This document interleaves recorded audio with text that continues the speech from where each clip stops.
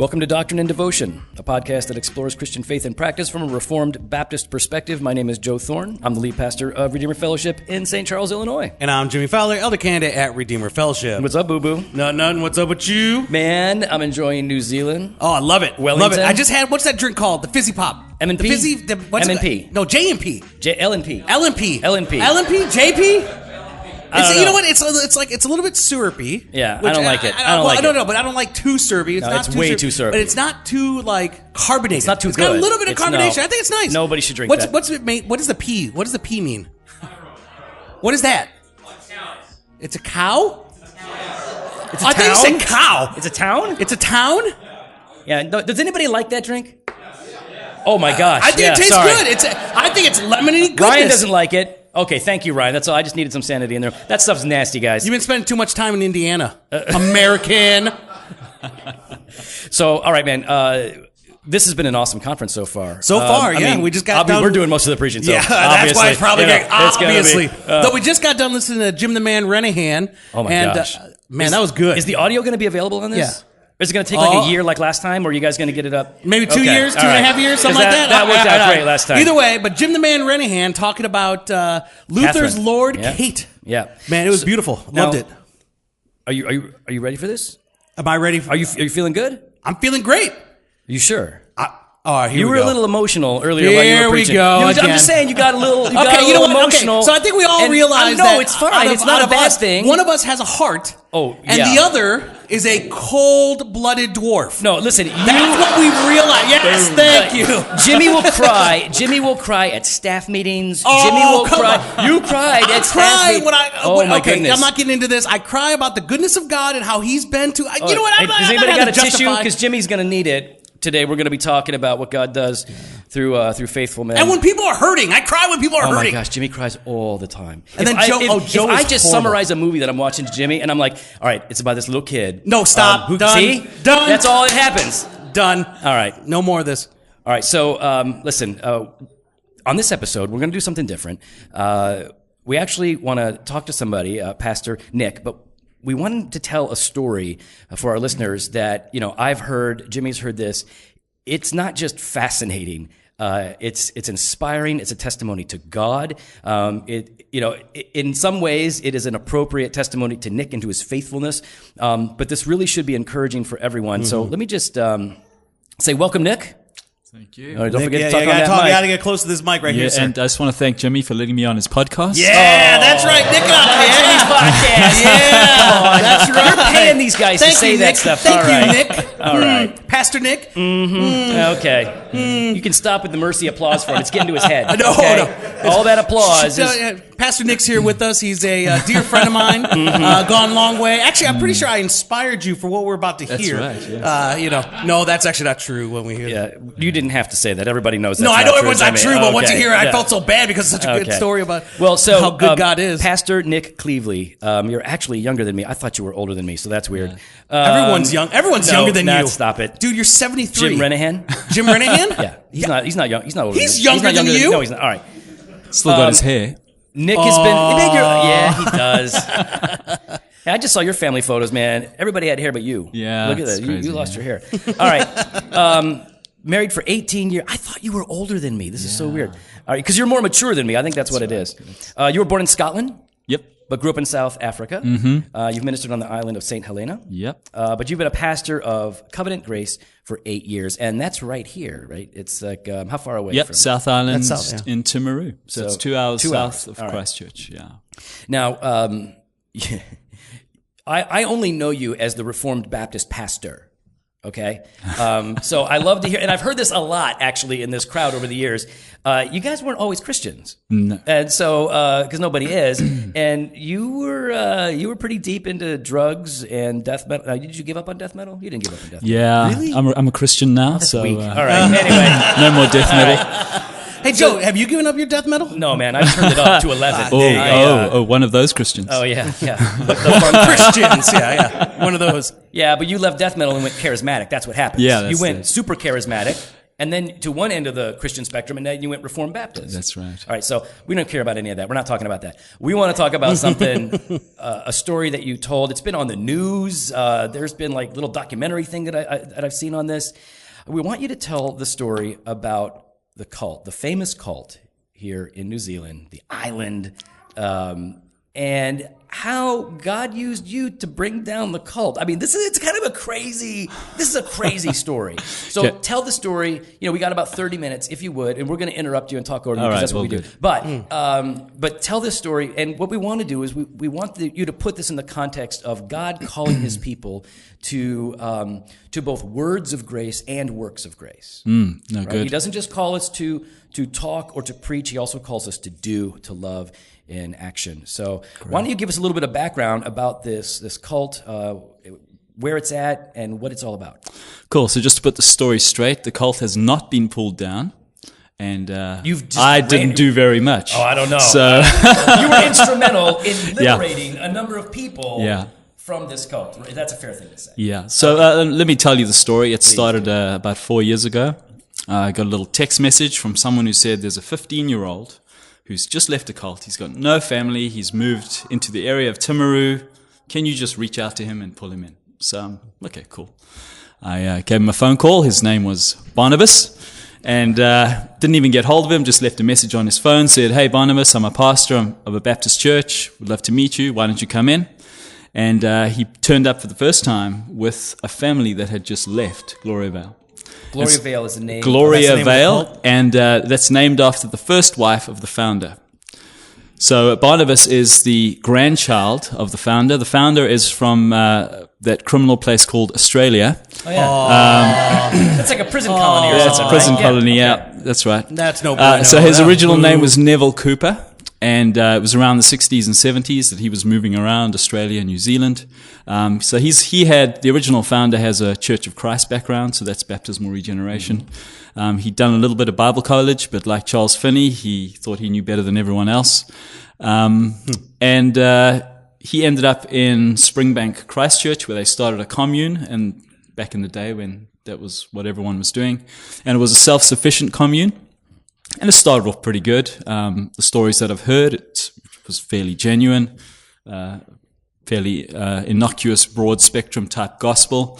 But then things started to get weird, and they started becoming like an ingrown toenail.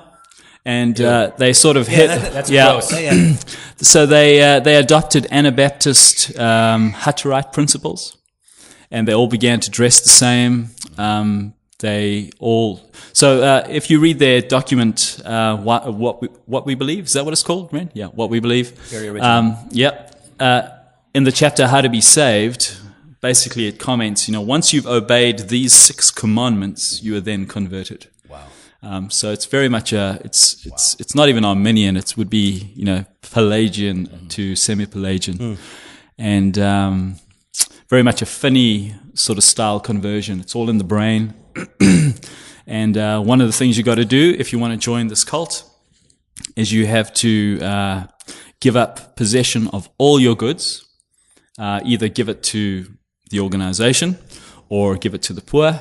And you, like the monks and the nuns we were talking about earlier, that take a vow of poverty, you give up all possessions and you own them in community.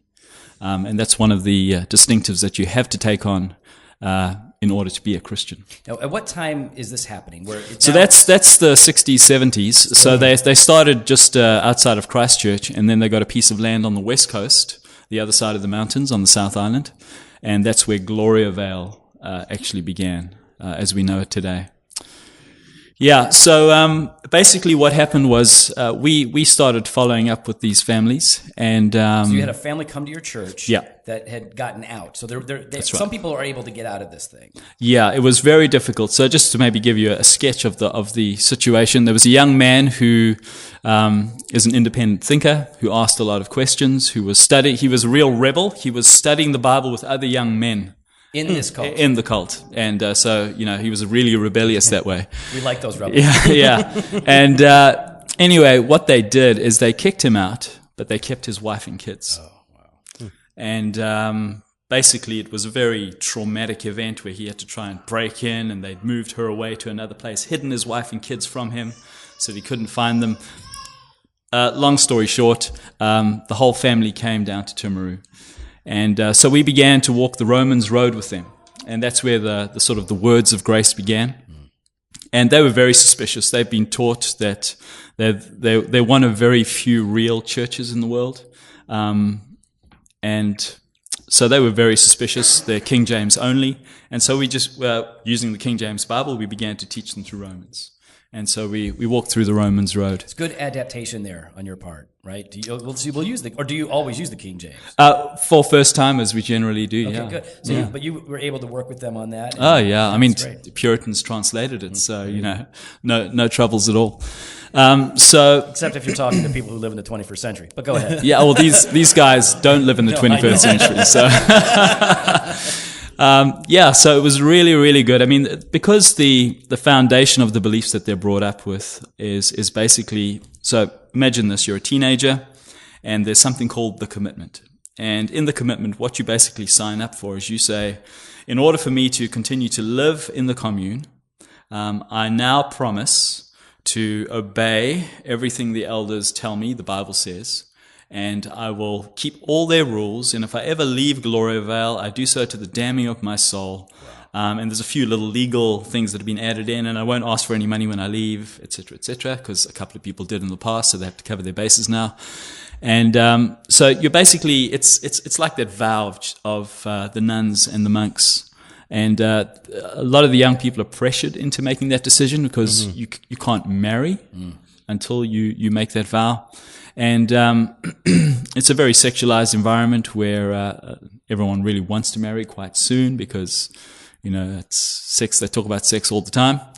And so this is the environment they grow up in. They're told how to dress. They're told what job they're going to do. They're told basically who they're going to marry. They don't think for themselves. It's not the Lord who's the Lord of the conscience. It's the elders who act as the Pope, who basically rule their lives. How many elders and how many people are in the commune? At its height. So the shepherds and servants would be 20 altogether. Seven, Rennie? I'm looking to Rennie out there with my elder. Yeah, it's about seven shepherds. 12 and 12, okay, yeah. So what actually happened how was... many people? So there's 550 people in the commune at the moment. And that little trickle that began with Barnabas, so it's led to about 70-ish, 75 people passing through the doors of our church that we've ministered to in one way or another. Not all of them have stayed. Some moved off to different parts of the country. But how do you even, these people they're pretty walled off. I mean, do they have phones? Can they just can they call out of the commune and how do you get to these people? So just imagine the scene. It's breakfast time. You're all sitting around a table, and the elders will stand up and read to you select newspaper clippings, and that is your window into the world. Wow. And they will interpret those newspaper clippings to you. So unless you're working in an office, you don't have access to a computer, and unless you're a farm manager or someone in a position that needs a phone, you don't have access to a phone. And unless you're someone who actually needs to drive a car, you don't have a driver's license. So there's no real experience of life as we know it now. Just a lot of control. Huge amounts of trying control. to manipulate and say, who restricting access to certain things. Yeah. And how do they physically lock it down? I mean, it's there aren't literally bars around everywhere, but manipulation and fear would be the main tactics. You can sneak out, although it could be pretty tough. Your conscience is not going to let you do that. So, for example, with the young 15-year-old guy, he wanted to leave, so they said, "Okay, you can go." They drove him a token distance away from Gloriavale and dumped him on the street, and he basically had to find his own way to wherever he was going. So that's the way they've treated people in the past. They have since tried to adjust as they've gone forward. But it certainly wasn't pretty to begin with. Now, but before you got involved, like let's say you're just starting to learn about this, do people know about the cult? Do people know what it's really going on there? I think a few people did know something about it. It had featured in the news. The main reason was because the founder had been charged with sexual assault charges once upon a time. He had been interfering with ladies and children in the community, and he had been convicted of those crimes. So it was well known for that reason. Yeah. Okay. So this family comes in, and I feel like pastors are busy. You're a pastor. You're laboring in the word. You're making disciples, and now there's this family that you're ministering to that just got out of this cult. You're really pouring into them. That's a lot of time. That's a lot of effort, and but you're loving them like you would. The idea to go beyond that and to really focus to some degree on these people that are oppressed in that cult. I mean, how do you get to that decision, and how do you begin down that path? It was very eye-opening for us as we began to have conversations as we were working through the book of Romans as to the nature of the community. One of the things we actually did quite early on is this particular young man who was part of the family, not Barnabas, this little family guy, he had been disciplined. And I got a nasty phone call from one of the elders who said, why are you taking in the disciplined people from other churches? So I thought, okay, great. So every 2 years, this community puts on a free concert to get people into their facility to see what life is like, and then they preach the gospel of the community to them. Must be a nice show if people are coming to see it. It's an outstanding show. Yeah. So they study under Widow Workshops. That does Lord of the Rings. Yeah. So it's top class. And it's free. I highly recommend you go. It's well worth it. They feed you. It's like a 4-course meal. It's superb. Just don't stay after that. So what we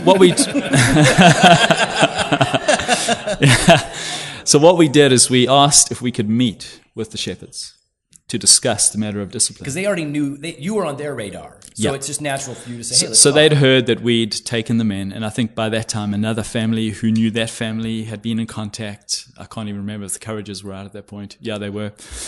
So there was a little bit of momentum had gathered that the friends of those who had left were beginning to be affected.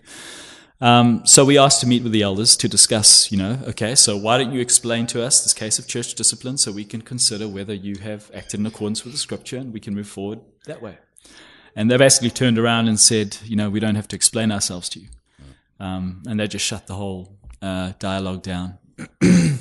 So what we grew to understand that it was a very oppressive environment, and we grew a real heart for the people as we engaged with them. What we found, and I think it was partially a selfish reason, we were preaching the gospel to them, the tears were flowing down their cheeks, and we just felt that this was such an amazing, we were rediscovering the gospel as they were discovering it for the first time. That's awesome. I mean, it was almost as if we were preaching to Roman medieval Catholics because of the type of teaching they'd received.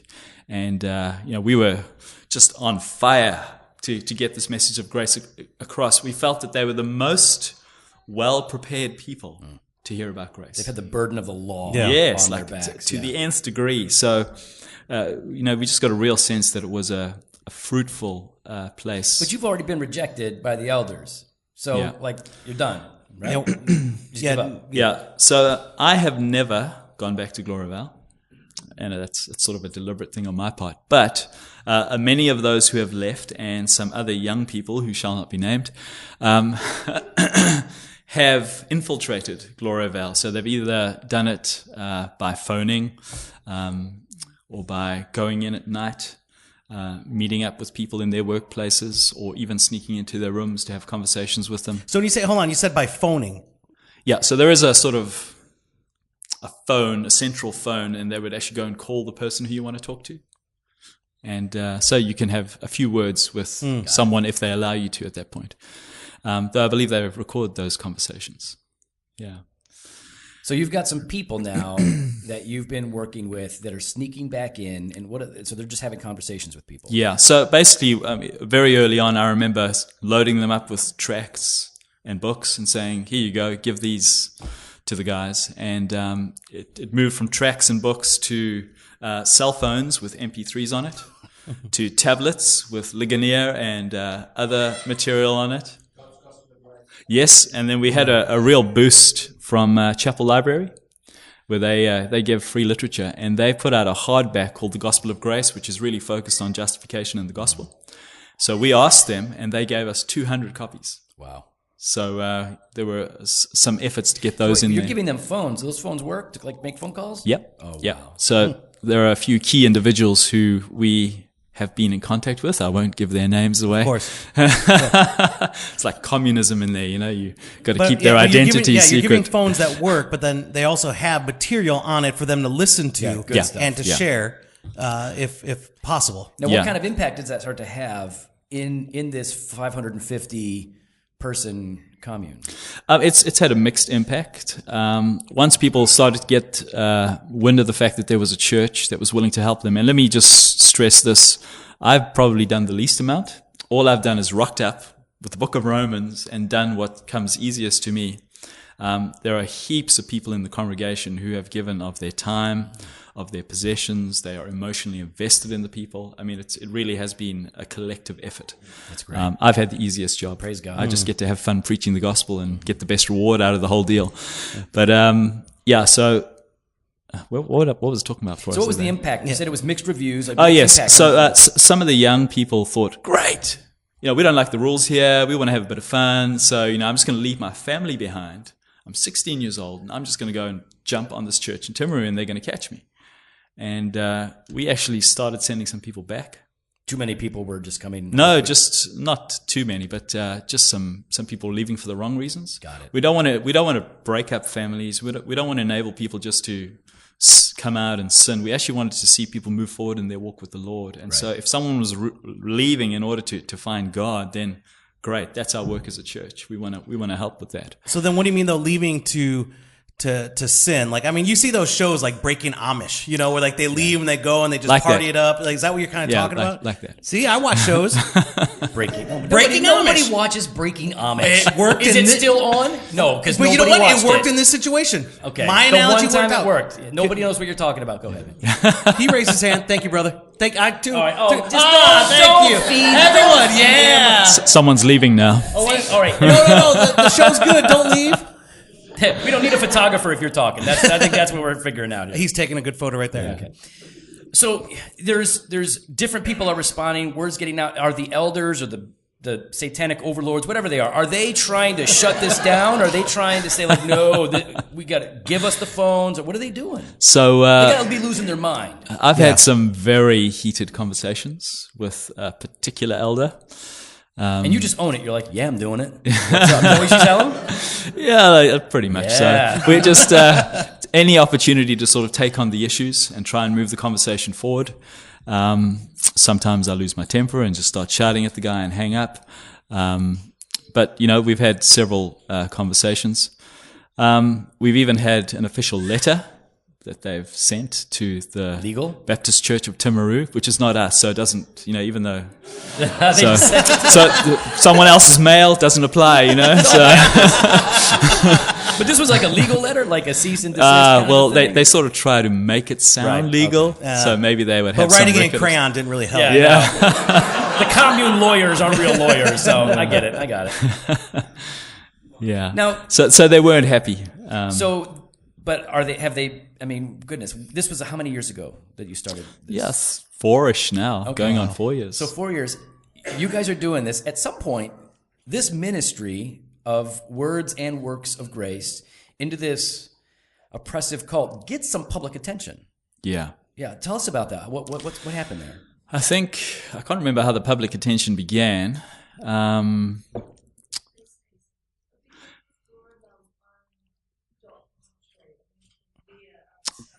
That's right. Thanks. Yeah, can you say that for those that couldn't hear? Yeah. Yes, thanks, Bronwyn.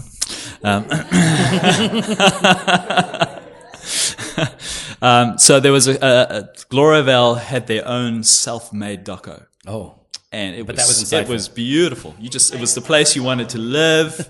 It was such a sweet life, and in response to that, some former reporters who had done some other reporting on some of the nastier aspects felt there needed to be a sort of balancing act. And so they tracked down these people who had left and recorded some of their negative experiences. So that was the sort of first wave of media attention.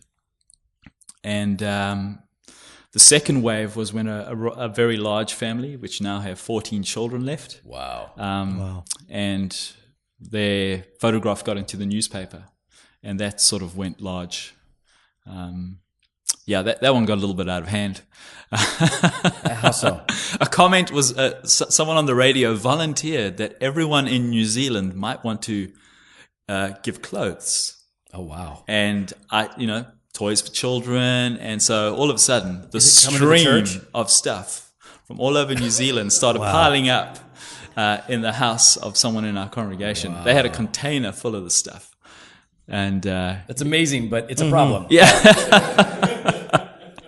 Yeah. So as you guys are doing this, and it sounds like what God has led your church to do is distinctly Christian, in that you're not doing social work. You're not just liberating people from an oppressive environment.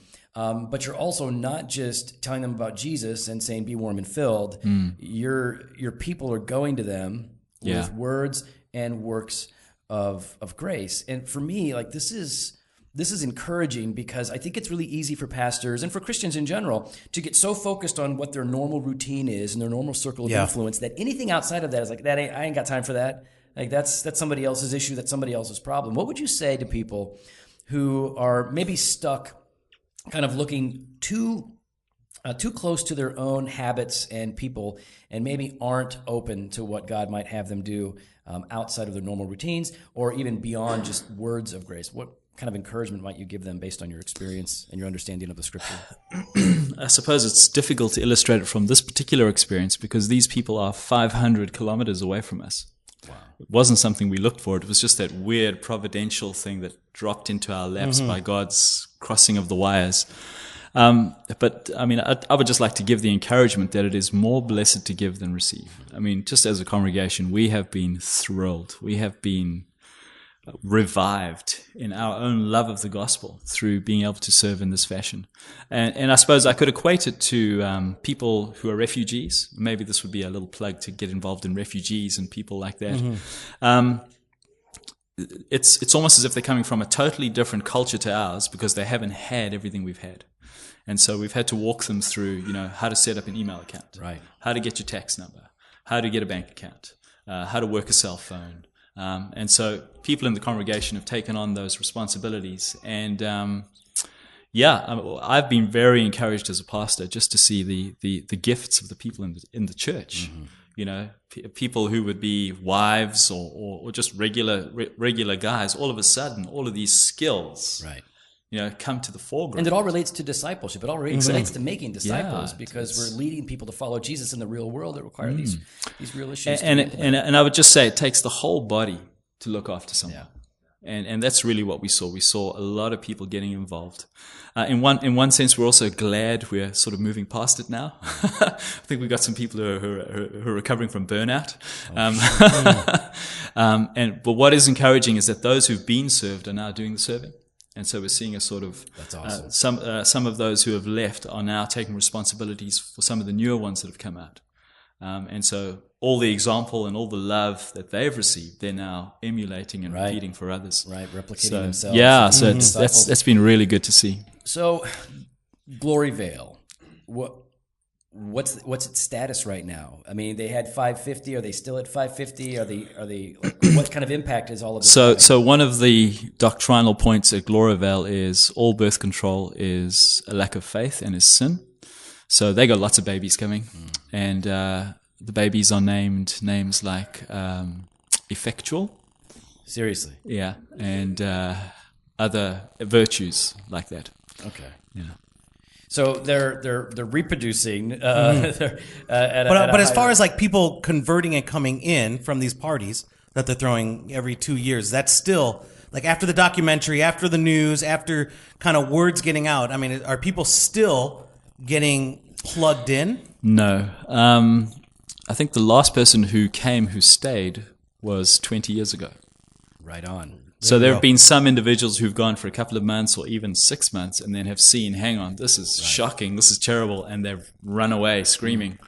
But one of the things that I think this demonstrates is that in most ministry, in most work, there's not going to be a quick fix that takes care of the problem. I mean, really, the evil that is in a cult like this isn't going to be burned up overnight. It's going to have to be, the axe has to be repeatedly laid at the roots over and over and over again. It takes time.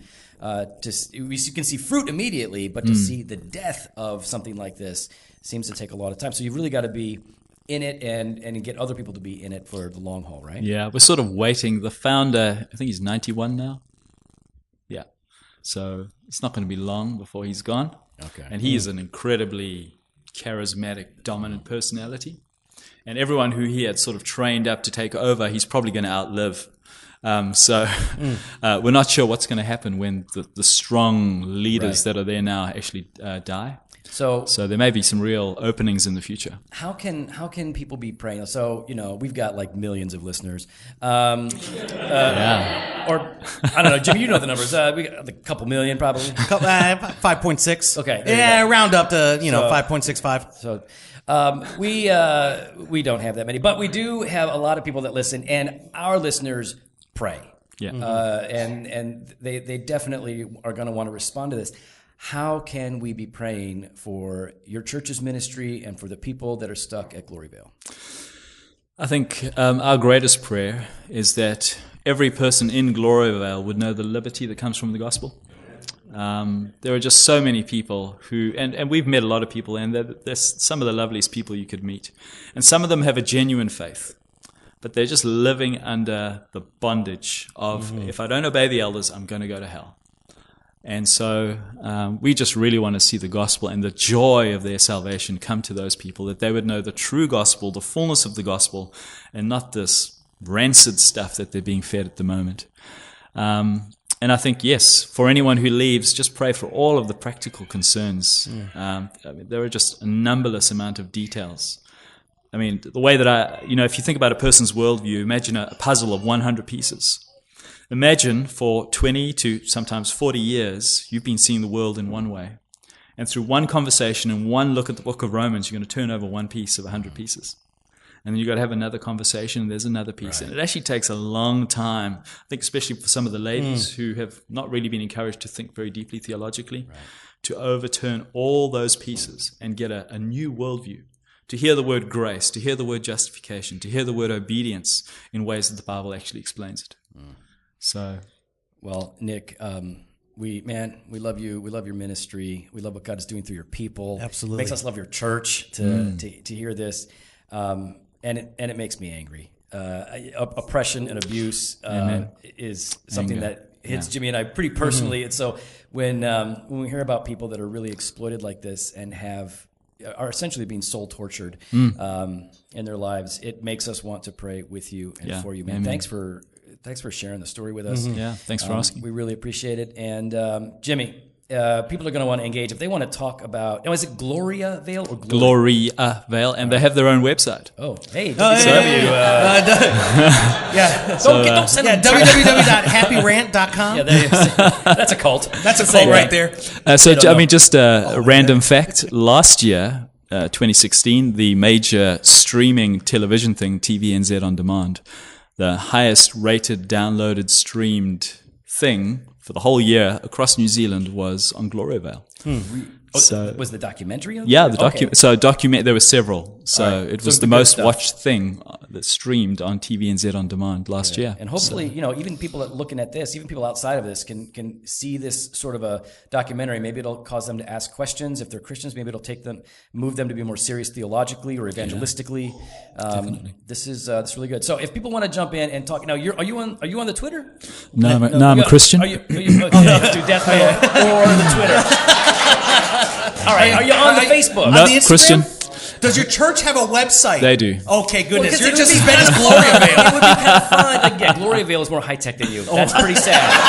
That's pretty sad, dude. We're going to start sending, phones into your congregation. All right, so you can't tweet Pastor. But what is the church website? If people want to, get in contact with you to be able to pray, figure out other ways that maybe they Send can you help toys and support. clothes. No toys, no But I'm clothes. also thinking there are, as you said, support that you're giving individuals, and that comes at a cost. Yeah. And I'm sure I'm Just put money into my personal bank account. The number is. Never mind. Yeah, don't give your website. No, the church website is covenantgracebaptist.church. All right. That's not a bad one. That's a not pretty bad. good one. I like that. All right. Acts 29 churches are famous for having terrible, stupid names. So there's some really Open Door of the Call of God Church. So they have some really bad ones. We've got to work on that. Well, it has to be like a tree by a river. That's kind of what it is. Like Willowbrook.